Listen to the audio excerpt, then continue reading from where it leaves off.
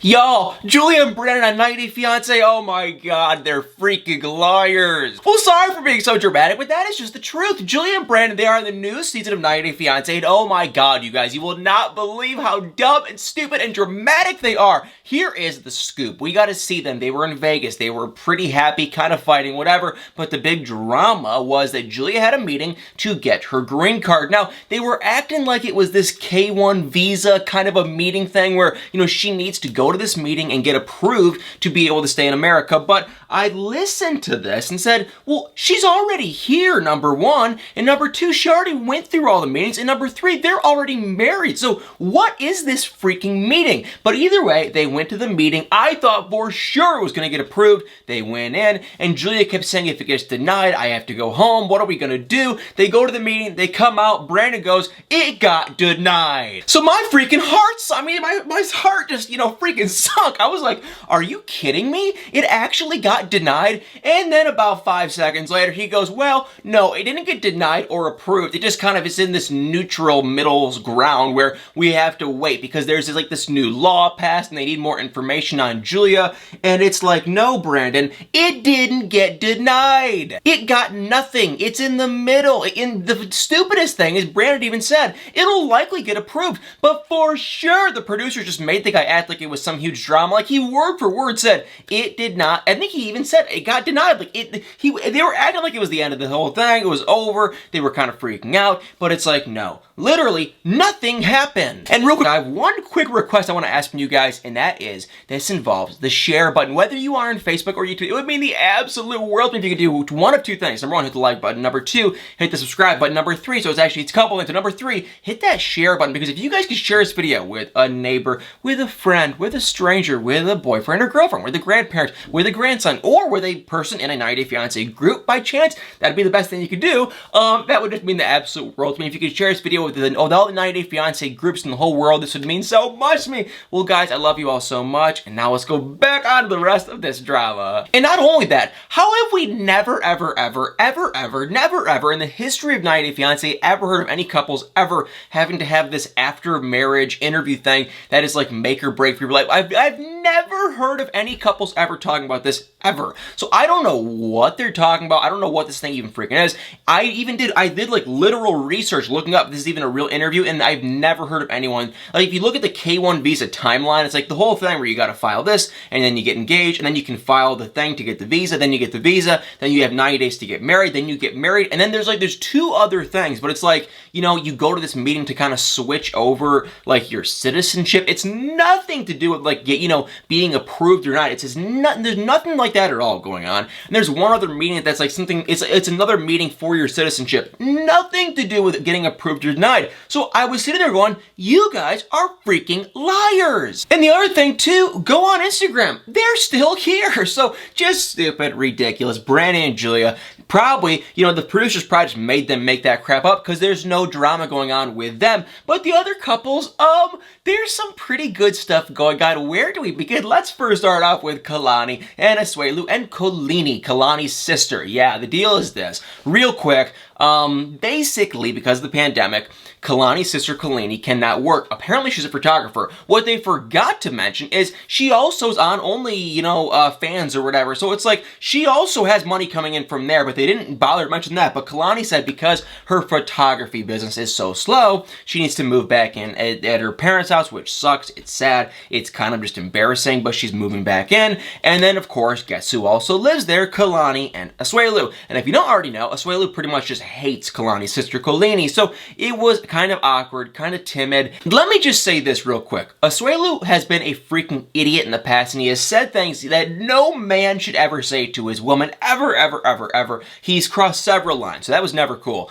But I will go ahead and say this. Kalani's sister, she was just really nitpicking every little thing, and I don't know if it was fake. It seemed kind of fake. I feel like the producers kept asking Kalani, okay, ask him this, and it was just like, you could see he was getting so frustrated and upset. I was getting upset too. And it was like, dude, Kalani, shut up. Just sit there, they were eating breakfast. Eat your breakfast, shut up, and that's it. And Kalani and Asuelu, you make enough money from 90 Day Fiance, you make enough money from Cameo. Asuelu also works for Grubhub. They're not millionaires by any means, but they must make enough money. Dude, go get an apartment. It doesn't need to be anything super fancy. Just move out. So that was basically the whole gist of them. Kalani's sister, she kept trying to bring up comment after comment after comment. It was so annoying. And of course, what do you think happened with Asuelu? The guy got mad. And I, for once in my life, I'm not a fan of Asuelu, but for once in my life, I can kind of see where he's coming from because, like, this girl, she will not shut up. Oh, yeah, and then we saw one of the most ridiculous, boring, fake, stupid ever scenes I have ever seen in my entire life. I can't even talk, but yeah, it was the most ridiculous thing. We saw Andrei and Elizabeth and Andrei's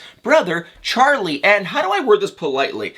This is the biggest load of crap I have ever seen in my entire life. Now, if you missed my video, I did a video like a week or so ago on basically just the whole truth of what this whole business is. Because if you don't already know, there was all this drama with Andrei and Elizabeth's dad on, Andrei wanted to come into the family business and start his own business and all this drama, and, her sisters didn't want Andrei around. It was a whole big dramatic, stupid thing, and everyone was asking me, what is their business? We noticed it is with real estate, but everyone was wondering, what is the actual business? So I did research, and basically, pretty much, there's really not even much of a business here. They supposedly buy old houses, fix them, kind of even somewhat, not even really fix them, they just kind of fix them somewhat and they rent them. There have been all these rumors about them foreclosing, all these just random, bizarre rumors I can't make heads of. That's what everyone is saying. So my whole point being is this. The business doesn't seem to be much of even a real freaking business, but they were freaking out. That was the whole big drama, that they built this business up to the stars, and oh my god, now Andrei's gonna come in and ruin everything, and it's like, dude, this business isn't even a real freaking business. So long story short, Elizabeth told Charlie, her brother, hey, you obviously hate Andrei. The only way we were going to be able to work together is if we sit down, bury the hatchet, now then we all can be buddy-buddy and work together. So they all sat down. They all met. Did they bury any, were any hatchets buried? Not really, no. They're both alpha male idiots. I'm just going to come out and say it. I wanted to have Charlie on this channel. The guy never responded. He probably hates me, but I'm going to say it. He's an alpha male. He's an alpha male ego guy. He thinks he's some amazing person, real tough guy. Andrei is literally the exact same to a T. It's kind of odd that Elizabeth is dating, or not even dating, she's married with a kid to Andrei, because it's like, dude, you know what? Andrei's very similar to your brother. Kind of disgusting. And not disgusting, but it's just kind of weird. That's all I'm going to say. So they're very similar. They're like identical twins. They're very stupid. They're stubborn. And they think they're both geniuses. And honestly, I feel like neither of them really are. But they sat down. And Charlie said more of an apology than I was expecting. That I will say. He apologized more than I thought. I thought he was going to sit down and just kind of be all Mr. Tough Guy. He kind of was, but he did kind of somewhat apologize. And he did admit that what he did at their wedding, where he stood up and gave that speech and was being rude, he admitted that was wrong. I shouldn't have done that. I had a little bit too much liquid courage. You know what I'm talking about. And I shouldn't have done that. And I was kind of pleasantly surprised. Now, Andrei, he kind of somewhat refused to apologize because he had wrongdoings too. He has been rude to Charlie before in the past. He even kind of tried to get physical with him at one point in Moldova. So they both have had their fair share of wrongdoings. Neither of them are perfect. They got face to face. They kind of apologized. Charlie more than Andrei. It really wasn't much of a sincere apology. And finally, Charlie was like, listen, Andrei, we both want to make money. And so if we can come together and we can make some money, I'm fine working with you.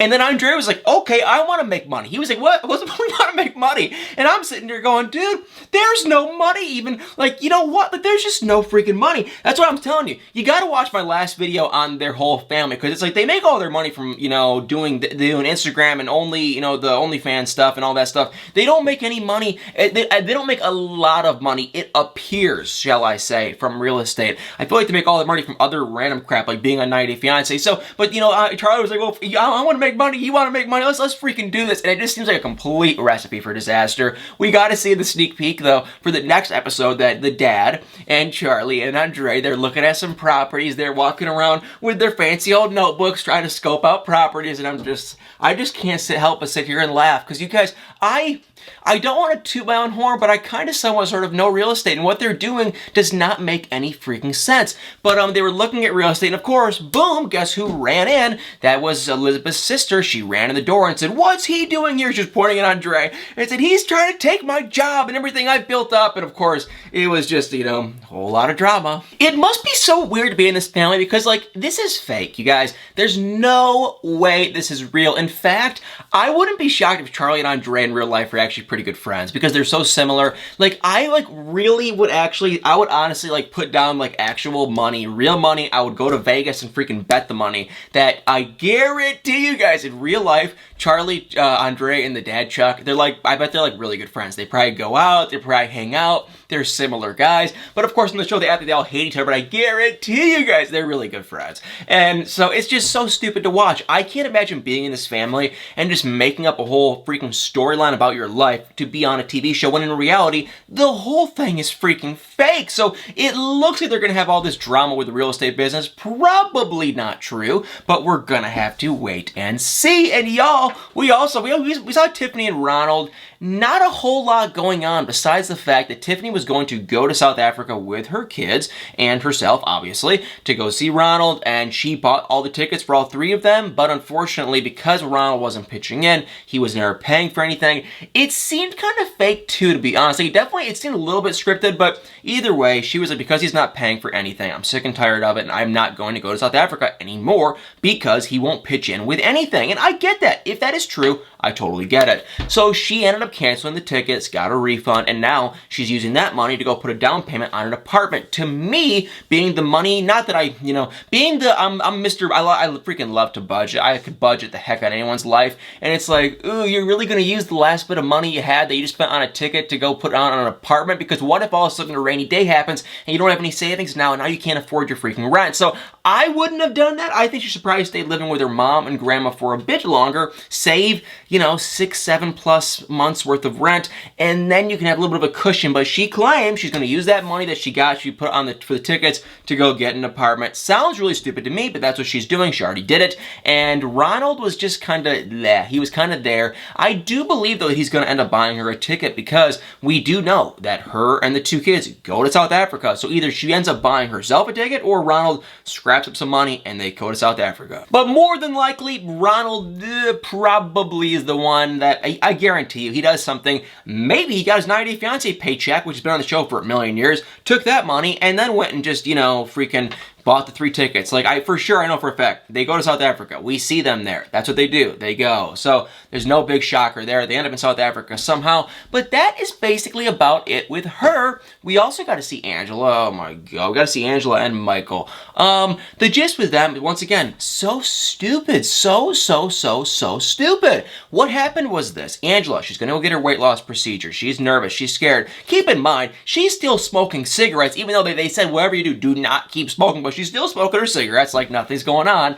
And she's getting ready to go to surgery. Her friend, who I never even knew existed, but she has this friend named JoJo who randomly appeared last season when she was going to Nigeria to marry Michael. Keep in mind, we have never ever even heard of this person, but now she has this new friend named JoJo. She appeared in California for the procedure to help out Angela, which fantastic. That's great.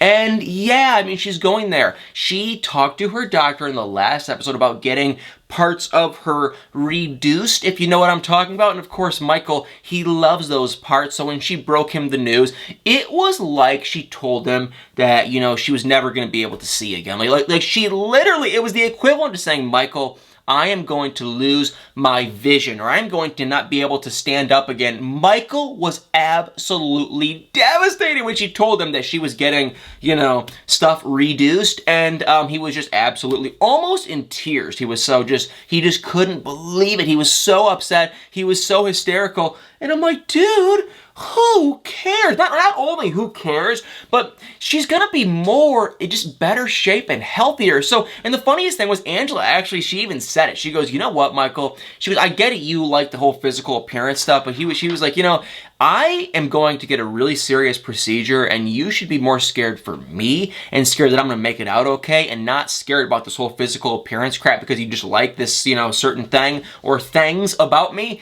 And it was stupid, honestly, by Michael. That was really rude. He had no sympathy. He didn't care at all. And he was just mad about what he likes about her. And the funniest thing is, it's like if she didn't get these, you know, things reduced, they would be so oddly large because she's going to lose so much weight. So it would just probably look weird to begin with. So anyway, she goes into the procedure. We all know she makes it out perfectly fine, but during the procedure, they have her laying there and she's not moving, and the doctors are always freaking out. So same thing happened with Larissa. It happens every time anyone gets a procedure. They make a big drama about it, but we already know she's perfectly fine. So that's it for Angela. She's fine. Nothing too crazy. Then we saw Yara and Jovi, and oh, I freaking, my heart melted to tears, and I'm literally about to start crying. I am an emotional wreck, you guys. My emotions are just messed up. I don't know what the heck's wrong with me, but anyway, yeah, they're cute, they're sweet. I love these two now. The second they had that baby, Yara, she stopped complaining so much, and Jovi, I feel like he kind of manned up and he stopped the partying. Now, it's weird though, because they keep talking about life and the baby and everything like it's been going on for like months and months and months. Like they've had this baby for months and months and months, but they also keep saying that the baby's only 4 days old. So I can't figure out, okay, which one is it? Is it like, is the baby just like a couple months old, or is she actually 4 days old? It doesn't make any freaking sense, but either way, they are so sweet together. And I know it appears that Yara complains a lot, but I think what actually is happening is this. I think the producers keep getting on her nerves and they keep asking her question after question after question. I've kind of heard that actually, and I think she's starting to get frustrated and mad, and she gets really upset, and I think her emotions are very high too. And Jovi, I think he does probably party a hair too much, but I think he's toning it down now that the baby's around. But we got to see him with a baby, shoes with a baby. They're just freaking cute and sweet, and my heart, I literally sat there in my lazy boy chair and my heart melted to pieces, and I almost started crying because